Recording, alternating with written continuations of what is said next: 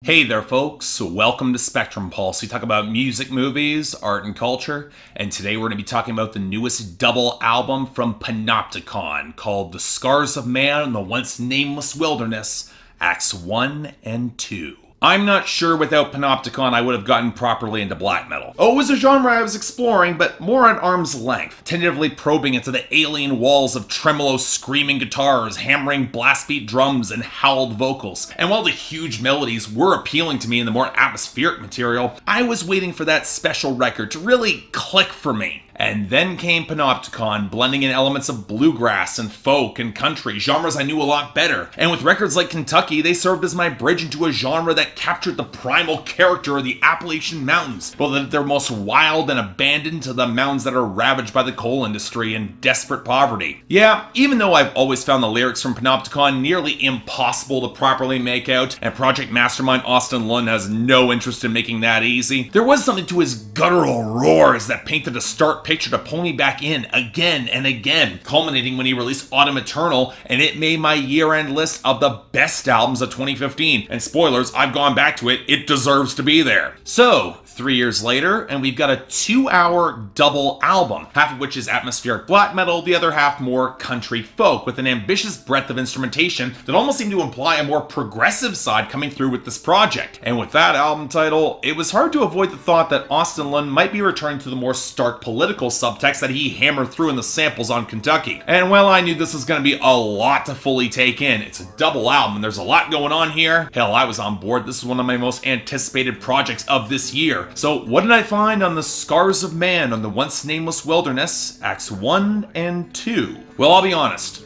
I struggled with this album more than I thought I would. And no, not just because of the length, although that sure as hell didn't help. No, the more listens I gave to this Panopticon record, the more perplexed I felt. Because while there are definitely atmospheric black metal songs on this project, they're only one component to a massive double album that spans acoustic folk and bluegrass and country rock and progressive metal and even spoken word thrown into a ponderous but wildly textured and intense release. And I wish I could say it's one of the best of the year, but I'm not sure I can. Yes, it is great. Yes, I'm definitely going to recommend it, but in a change of pace, it's not the black metal that's throwing me. Because for as ambitious as this project can feel, I often found myself wishing that there was a lot more of those black metal tones in comparison to some of the other experimental digressions this album explored. But before we get into that, let's start off with the compositions and the production, shall we? Now, as I described, the first half of this record does trend more towards atmospheric black metal, while the second half is more bluegrass and country and folk, but there is a fair amount of overlap. The first disc contains more acoustic interludes and some folk-inspired pieces and some spoken word, more than you would expect, whereas the second does have some moments where the crunch of electric guitars really roars in, not quite the fusion of tones that Austin Lund damn near perfected on his last few full-length records like Autumn Eternal, and there are definitely some clunky transitions in between the songs, but there's a shaggy, organic feel to the compositions where not only the more progressive digressions not only feel more grounded with a certain primordial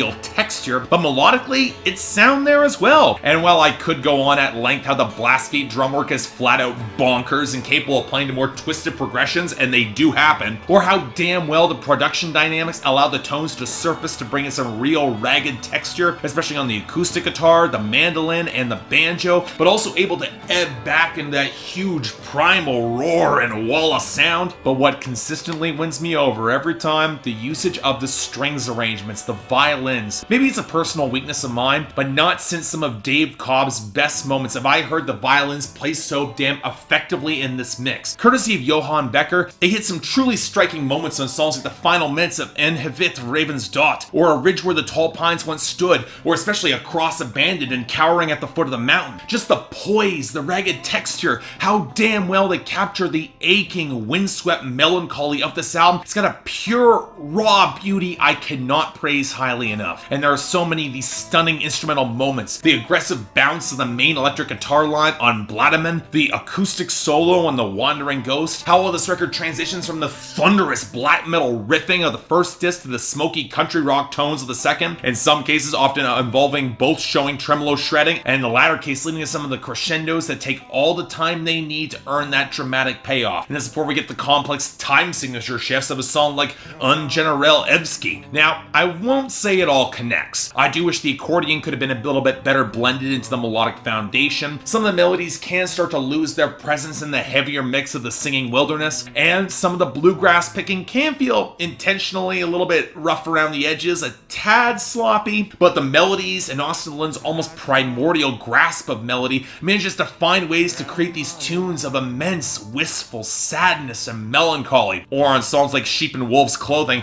a genuine sense of menace and dread that cannot be overstated. And that is where, for a change of pace, we're going to be talking about the songwriting and the lyrics, because with the choice to embrace more tones in folk or country and bluegrass, the vocal message of these songs is more audible than it has ever been. And wow, what might have been barely heard but subconsciously understood on previous releases now has entered the text and subtext of this album, and Austin Lynn, he's not afraid to get political. And yeah, that was true as early as Kentucky, and I've always had a real fondness for Lynn's hard brand of conscious environmentalism and appreciation of the feral beauty and accepting humanity's frail limitations within the uncaring wilderness. But then you get songs like The Wandering Ghost and Four Walls of Bone, highlighting the dehumanization and the spiritual drain of the city with very blunt words that do not spare himself either. Hell, the final song on this record, The Devil Walked in the Woods, it's a particularly grim bluegrass song, showing the devil striding through a wilderness ravaged by industry and just dying, only to end the record looking at the mirror in his house, with the devil revealed as Austin Lynn himself, representative of humanity's culpability at large and the moral turmoil that darkens so much of this entire record. But again,